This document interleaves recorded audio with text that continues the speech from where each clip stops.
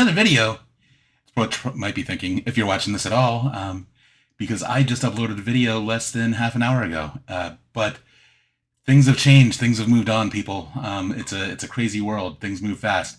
And what's happening today is former Superman actor Dean Cain reveals he's becoming an ICE agent to support Trump's mass deportation agenda. The actor will be sworn in ASAP amid the federal agency's recruitment drive and unprecedented immigration raids that have sparked protests across the United States. So, Dean Cain, Superman. He played Superman slash Clark Kent slash Kal-El from 1993 to 1997 on Lois and Clark: The New Adventures of Superman.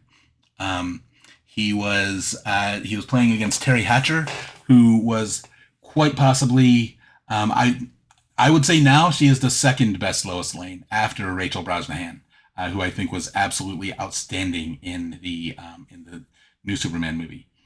A couple weeks ago, Dean was on Piers Morgan or Glenn Beck or one of those former Fox News hosts who got caught saying the N-word and now had to go make his living off YouTube.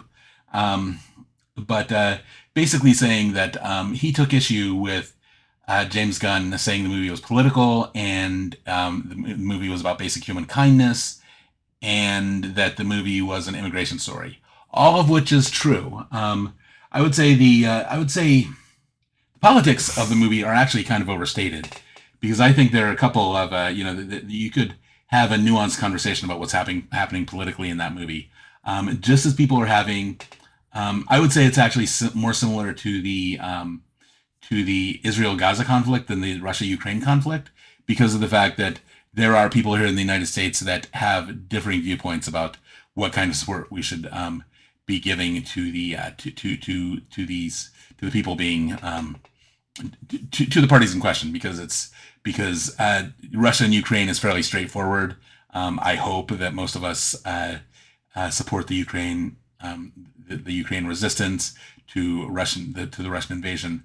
Whereas Israel-Gaza, you've got Zionists who believe in the mission of Israel and will not back away from that. And then you've got people, and not myself included, who think that there is a lot of suffering in Gaza right now, and that Israel is basically stoking that.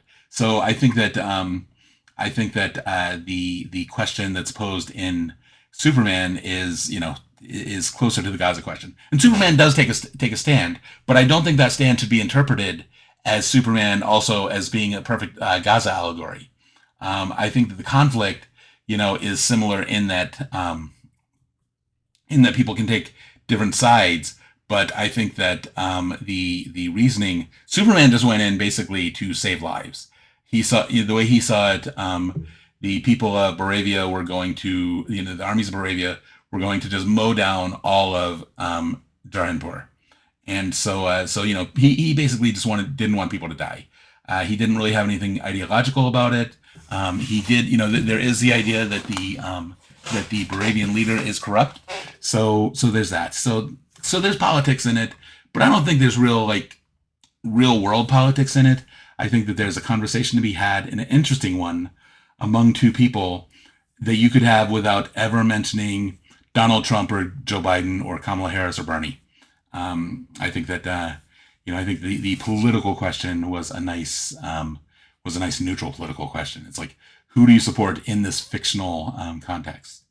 But now, if you're on this channel, you probably already know what's going on with ICE, around America. Basically, we have real world stormtroopers, and I don't mean Star Wars stormtroopers. I mean the Nazi kind. ICE has been raiding, just constantly since Trump's return. They are putting on masks. They are not identifying themselves. They're just snatching people off the streets, out of courthouses, out of their work, out of schools, and that kind of thing. We've increased funding. By we, I mean the United States. I didn't do it. I didn't vote for it. But, the Republicans in the House and the Senate have approved the quote-unquote big, beautiful bill, which the Democrats have, took a stand. We just call that the bill now. But they've increased funding, $75 billion in funding, and they want 10,000 new agents by 2029. I believe that $75 billion makes it one of the most, if not the most, the most paid for law enforcement agency in the world. So yeah, dedicated to removing immigrants, and and then and of course Dean Cain. Of course, he's framing himself as a patriot, defending America, because that's good optics. And really, that's in a simple world, maybe that would be true. People crossing the border illegally, that's a crime and they should be stopped. But our world isn't that simple. For one thing, people are crossing the border illegally because of the fact that we have an intentionally broken immigration system. We tried to fix it last year, but Trump wanted to keep it open as a campaign issue. We had a bill pass. It had bipartisan support. Then Trump told people not to pass it. I said all through the campaign. I've said for years actually. As soon as Trump started talking about mass deportations, I said, "Man, I hope you don't like bacon, because immigrants, particularly the ones coming from Central America, from Mexico and Honduras and that kind of thing, or not Honduras, Haiti and that kind of thing. They are a backbone of our agricultural economy. They're the people out there in the orchards, in the meatpacking plants, on the farms, picking our fruits and vegetables, processing our meat, and don't even and you can't even make the argument. I think people are smart enough not even try to say that they're stealing jobs from Americans, because Americans don't want to do that job. I'm in Iowa right now, and I live in Iowa, and I know when I was in college, we had Iowa beef packing plant just north in Columbus Junction. Not a terrible drive away, and this is in the late '80s, early '90s, and they were paying. I want to say they were paying like $10 an hour to work there, which at that time, that was a time when minimum wage was like 4 and a quarter. And so $10 was pretty good. And it's cheap to live here. I mean, honestly, I could make it on $10 an hour, even in this house. Yeah, and they would go up there and they would last a week, because it is gross hard work. And you're working with, you're basically working with blood. You're working with dead animals, carcasses. There's a lot of work that goes to making your meat look pleasant in the supermarket, and you do not want to see what it looks like before it is. And so yeah, you can't even make the argument that they're stealing jobs. We need them. We need them to do these jobs. It's unfortunate that the class stratification even extends to that, because I don't feel particularly good saying that we need immigrants to do all the gross jobs we don't want to do, but that's what it is. I got into an argument with a friend of mine about that the other day, and saying that the food prices were going to spike without the immigrant labor. And he said, "Well, inflation started under Joe Biden," and it's like, yes, it did, and we can argue the root causes of that. I would argue that Biden doesn't have as much to do with it as previous policies did, the supply chain disruptions from COVID. But we're not talking about that. The point being that once we get done with these mass deportations, you ain't seen nothing yet as far as inflation. I promise you, chicken's going to at least double in price. Or if you can even get it. I mean, who knows? It's I'm sitting here talking about things that'll double in price because it'll be more expensive to pick. I mean, how do we know they'll even fill these jobs? We don't. So yeah. So basically, these mass deportations are bad. They're going to be bad for the country. And I've been saying it for years, and I said it a lot last year. And the thing is, ICE, I call them stormtroopers because they are. They're not just going after undocumented people, and they're definitely not just going after criminals.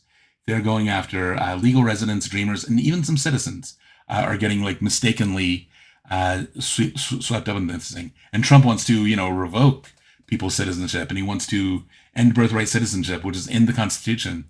We specifically made it part of the Constitution. Things are bad. Again, I mean, I'm probably gonna say that a lot as I make videos. Things are bad because we're basically pushing everything to that sort of, there's a term that's not quite applicable, but it's sort of the opposite of that. There's reductio ad absurdum. We're kind of basically taking everything to its absurd extreme. So we're not reducing it to its absurd extreme. I can't talk. But we are escalating it to its absurd extreme, and it's not going to be bad. It's, they don't have due process, and it's not patriotism. I mean, and I'm sorry for all my friends who are MAGA, and I do have them, and people I love who are MAGA, because there are people that I love that I know are MAGA. They don't think I know, but I know who is, and they're wrong, and they think it's patriotic, but they're falling for propaganda, and it's really tragic. And I take this very seriously because I'm the son of an immigrant. I'm not the son of a immigrant from Central America or Mexico, but my mom came here from Germany, which I might have mentioned before. And she came from Germany, and she was born in 1933, which means she grew up right next to the Nazi Party. And I heard the stories of what it was like. And I pray to God America never gets like that. I pray to God that we can eventually solve our divisions before they go too far. I pray to God that 2026 is the year we take back the House and we can put a stop to all this ICE crap. And I pray that 2028 we take the White House back. I was watching Robert Wright the other night, and he said that a gilded age like this, and I haven't even talked about income inequality. This is a brand new channel, and there's so much to talk about. Oh my God. I don't even know where to start, and I don't know where to stop things from overlapping. But Robert Reich said that after a Gilded Age, which is what we're in, after the last Gilded Age came what's known as the Progressive Era, and I hope to God that's what happened. And I think it can. I think it can happen because, in COVID, we actually came together and went progressive. We made sure that everybody had healthcare, was getting tested. We took care of people with expanded unemployment. We paused student loans. We made sure that people were safe, and they could just focus on, hunkering down and staying safe. And I think we can do that again. I think we can do that. And I hope that 2028 is the year that we finally start getting universal healthcare in there. I'm a proponent of universal basic income because of the fact that if we really face facts, money is completely imaginary. It's we make it up as some way to exchange goods and services. But the fact of the matter is there is enough food to go around. There is enough housing to go around. Nobody has to be unhoused. Nobody has to be hungry. And I hope we get there too. But for now, like I said, there's so much going on that I got onto a total tangent. But for now, I just want to say that, when you're evaluating, we have to evaluate pop culture even at this point because of the messages that it's carrying. And, when we're looking at Dean Cain, who's going to rely on his Superman identity basically the entire rest of his life, because I took a look at his filmography earlier, and all he's been doing is the occasional Hallmark movie and the kind of like God's Not Dead or Christian cinema, which I'm fully supportive of. I'm not an atheist myself. I would say I'm pretty agnostic. I would say that I don't believe in the Bible as literal truth, but I think Jesus was pretty rad in general. He could have said a little bit more to help slaves, but I think in general that there's some good stuff in the New Testament, not necessarily the Old. But Dean Cain's going to hold on to that Superman identity for the rest of his life, and so we're going to have to live with the fact that maybe this is our Red Sun Superman. Maybe this is, or maybe we should start calling Dean Cain Ubermensch, since he is becoming a Stormtrooper. I don't know, but it's just something I wanted to talk about. Something that I wanted to remind you that what Superman stands for: truth and justice, and not the American way, because that was never part of the original mythology. That was added for the radio program during World War II, when everything talked about the American way, because we needed people to be patriotic and spread propaganda, and we needed them to ignore like what we were doing to the Japanese. And I'm all over the place, but no, I mean that wasn't even part of it. Truth and justice, and that's what I stand for: truth and justice. So we just need to remember, what a real hero looks like. I think that James Gunn gave us a real hero, and I think that David Corenswet is doing great as a keeper of that role. He's been, there are photographs of him with a couple of kids with Down syndrome who came to visit the set. He looks warm and happy to be with them, and that's what I want in my Superman actor as well. And I think in general, it's we've been pretty lucky to have good Superman actors. And I look back and I was thinking about this. If you told me that Christopher Reeve had voted Reagan in the '80s, I wouldn't have been surprised, and I wouldn't have held it against him. I don't particularly like Reagan, but he I don't think he wrecked the country the way that I don't think he wrecked our spirit the way that Donald Trump did. I think that he did his harm, but it's not like this. So anyway, that's all I have for today. I'm going to let you go. I'm going to stop talking at you. Hopefully you enjoyed this video. Listen, I'm still running my GoFundMe to stay housed. Basically, I'm making these videos to kind of spread my reach and hopefully develop a community. But I'm also doing it to support a GoFundMe. The link is in the description. If you would like to help me stay housed and keep making more videos, $1, $5. I've set a goal of $30,000 to get me through basically until early next year, because I have no idea how long this job market is going to be terrible. I'm trying to, I'm hoping that it's basically a matter of like raising like $3,000 a month just so I can make it. But anything you can do can help me, and we'll keep making videos, and we'll keep talking. If what would that be? 6,000 people gave $5, that would be amazing. If 1,000 people gave $3 this month, I'd be totally fine. So check that out. In the meantime, the free stuff you could do: like, comment, subscribe, help our reach grow. Let's turn this into a community. Let's all talk about stuff that we care about, and let's see how we can do what we can do in 2026 and 2028 to make all this stuff better. I hope you have a wonderful day. I'm looking forward to getting to know you if you comment, and talking with you. Take care. Bye.